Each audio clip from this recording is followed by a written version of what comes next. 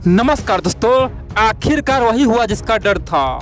Iran और तालिबान के बीच में अब तक का सबसे बड़ा खूनी युद्ध शुरू हो चुका है। दोस्तों, बहुत सारे लोग मार गए। कह सकते हैं कि ईरान को दौरा दौरा के तालिबानियों ने पीटा है। कह सकते हैं कि ईरान के 3 बड़े पोस्ट पे तालिबान वालों ने कब्जा कर लिया है। और दोस्तों, ये बात मैंने बोला हूँ, ये तालिबान खुद बोला है और बहुत सारे आदमी मारा है। दोस्तों, कह सकते हैं कि अगर मौत का आंकड़ा देखेंगे ना तो आप भी चौंक जाएंगे, बोलेंगे भाई ये तालिबान आखिर पगलाया क्यों है, आखिरकार ये हो क्या रहा है। और बड़ी बात तो यह दोस्तों, ईरान में लोगों में आक्रोश जग गया है। अब लोग कह रहा है कि अब की बार आरिया पार करेंगे, अब की बार तालिबानी को चुन चुन के मारेंगे, क्योंकि ये तालिबानी वो हमेशा से हमें धोखा दिया है। 1998 में भी हमें धोखा दिया, हमारे कई सारे आदमी को मारा था।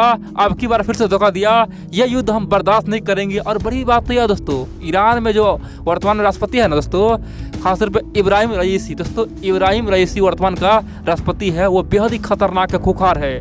कह सकते हैं कि पहले वाला राष्ट्रपति शांत था, हसन रूहानी दोस्तों बिल्कुल ही शांत था। लेकिन अब जो बना है नया ना, ये दोस्तों हमेशा युद्ध ही चाहता है। कह सकते हैं कि उसका दिमाग घुमा हुआ। कह सकते हैं जिस प्रकार से नॉर्थ कोरिया का तानाशाह है ना किम जोंग, वैसे उसका दिमाग यानी कि इब्राहिम रईसी का है। ठीक है दोस्तों, और बड़ी बात तो यह है, ईरान ने युद्ध का घोषणा कर दिया है और तालिबानियों को बोला है कि जमीन से निकाल के मारेंगे। उसका अंत आया है और इसीलिए हमें उन्होंने छेड़ा है। दोस्तों, बहुत बड़ी बात है। मैं आपको एक एक पॉइंट बताऊंगा आखिरकार ये युद्ध शुरू क्यों हुआ है और कितना लोग मरा है, और बहुत जल्द क्या ये महायुद्ध शुरू बन जाएगा। क्या यहाँ पे हजारों लाखों आदमी मर सकता है? क्या इस युद्ध से भारत को नुकसान होगा? जी हाँ दोस्तों, भारत को भयंकर नुकसान हो। कह सकते हैं कि भारत चाहता है कि ये युद्ध ना हो, क्योंकि अगर ये युद्ध होगा ना तो भारत को दोस्तों बहुत ज़्यादा नुकसान होने वाला है। जो भी हम लोगों ने किया अब तक वो पानी में फिरने वाला है। दोस्तों, आप लोग पूरा खबर देखिए, मैं आपको सब बताऊंगा। सबसे पहले आप लोग के मन में एक क्वेश्चन उठता होगा, आखिरकार ये ईरान और अफगानिस्तान में झगड़ा क्यों है? दोनों का तो धर्म मजहब एक है, इस्लाम है। इतना ही नहीं, ये दोनों देश का थिंक भी एक है, सोच भी एक है, दोनों ओआईसी कंट्री का मेंबर है। आखिरकार दोनों में झगड़ा क्यों है? दोस्तों, झगड़ा का 3-4 कारण है। पहला कारण तो यह है, ईरान दोस्तों आप जानते हैं शिया बहुत देश। ईरान में 90% जो लोग हैं ना वो शिया है। दोस्तों, कह सकते हैं शिया है। और अफगानिस्तान में जो भी लोग हैं ना 90% लोग क्या है, वो सुन्नी है। तालिबान भी सुन्नी है। दोस्तों, शिया सुन्नी का झगड़ा आज का नहीं है, पिछले 1400 वर्षों का। ठीक है, ये खतरनाक झगड़ा है। ठीक है दोस्तों, यहाँ दोस्तों ठीक है। दूसरी बड़ी बात तो यह दोस्तों, जब 1995 में दोस्तों नॉर्दर्न अलायंस आप जानते हैं अफगानिस्तान में था, उनके दोस्तों नेता को मारा गया था। उसके बाद क्या हुआ था, नॉर्दर्न अलायंस ने तालिबान को दौरा के मारा था। उस समय दोस्तों तालिबान का 3000 लोगों को मार दिया। कौन? नॉर्दर्न अलायंस मार दिया था। बड़ी बात तो यह है, तालिबान वालों ने ये तमाम आरोप किस पे लगाया? वो है ईरान पे। बोला कि ईरान ने हमारे खिलाफ षड्यंत्र रचा है, ईरान शिया कंट्री है और यहाँ पे हमारे खिलाफ युद्ध भड़काया है, ईरान को हम छोड़ेंगे नहीं। और दोस्तों, जब तालिबान को पावर मिला ना, पावर मिलते ही तालिबान को पता क्या किया?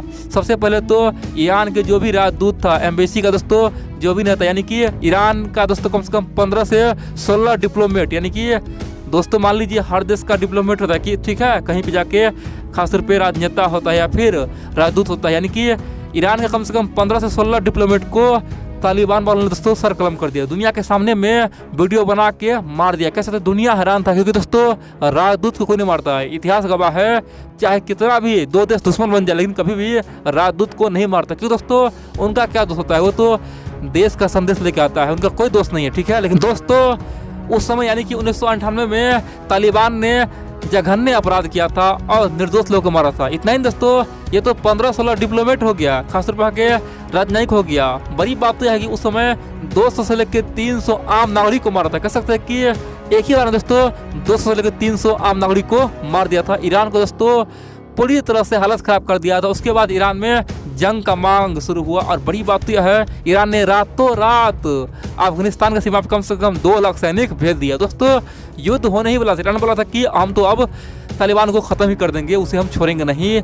युद्ध होने ही वाला था। उसी वक्त दोस्तों यूनाइटेड नेशन, भारत, यहाँ तक कि रसिया, अमेरिका, चाइना, सब ईरान को समझा भाई ये मत करो, ये मत करो, तालिबान वाले बेवकूफ़ है, वहाँ के आम लोग मरेगा, छोड़ दो। और दोस्तों समझाने के बाद ईरान मान गया था। फिर ईरान फिर से नॉर्दर्न अलायंस ज्वाइन कर दिया। लेकिन दोस्तों तब से लेकर अब तक ईरान और तालिबान का रिश्ता खराब है। दोस्तों तालिबान को लेकर ईरान में कई सारे मूवी बन चुका है, फिल्म बन चुका है कि तालिबान कितना खोखार खतरनाक है।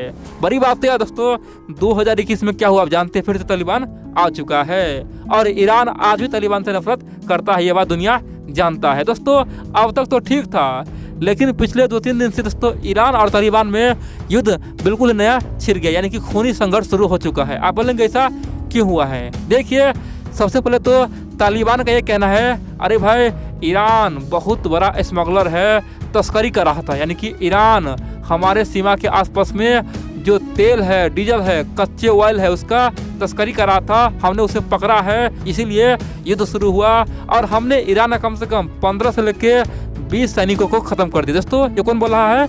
ये तालिबान कह रहा है कि हमने कम से कम 15 से लेके 20 ईरानी फौजी को मार दिया है। इतना ही नहीं, ईरान का कम से कम 3 से लेके 4 बड़े बड़े पोस्ट पे कब्जा कर लिए हैं और हम ईरान के जमीन में घुस गए थे, ठीक है, ईरानी फौजी भाग रहा था, उसे हम दौड़ा के पीटे। दोस्तों ये बात तालिबान का प्रशासन कह रहा है, अपने लोगों को खोज कर रहा है, यानी कि अफगानिस्तान के लोगों को बता रहा है कि देखो हम कितना पावरफुल है, हम ईरान को मारा है।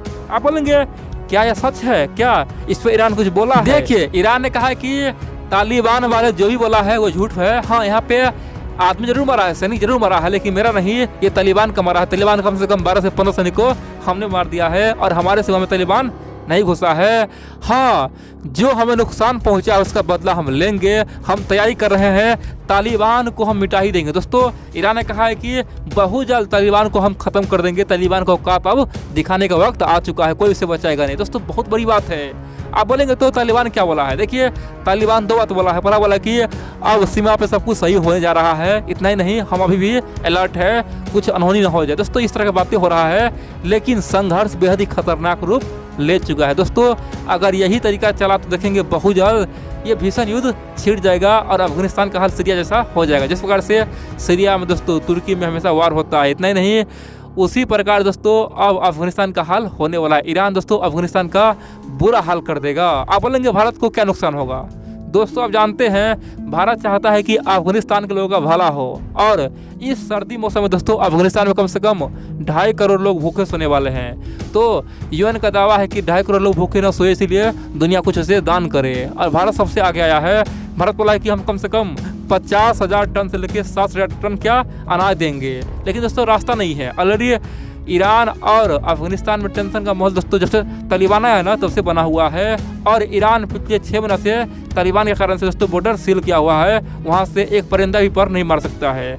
तो भारत को उम्मीद था कि अगर पाकिस्तान रास्ता नहीं देगा ना तो हम क्या करेंगे, ईरान के थ्रू भेजेंगे, लेकिन ईरान अभी भी बॉर्डर खोलने को तैयार नहीं है। और बड़ी बात तो यह दोस्तों, ये युद्ध शुरू हो चुका है तो अब 100% तय है कि ईरान किसी का नहीं सुनेगा। ईरान अब पहले अफगानिस्तान पे हमला करेगा, तालिबान का औकात दिखाने का प्रयास करेगा, उसके बाद ही कुछ होगा।